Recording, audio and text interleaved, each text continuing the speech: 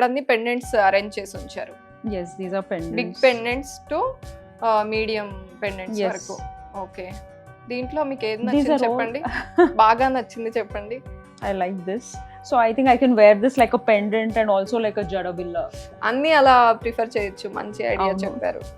Okay, and ఇదైతే పాపడి బిళ్ళ లాగా కూడా యూజ్ చేయొచ్చు అనుకుంటా, అండ్ Yes. పెండెంట్ లాగా. నేను ఇలా పెట్టి చూపిస్తాను మీకు. నాకు చోకర్స్ ఎంత ఫేవరెటో, ఇలా మాంగ్ టీకాస్ ఉంటాయి కదా, పాపడి బిళ్ళ నాకు చాలా ఫేవరెట్.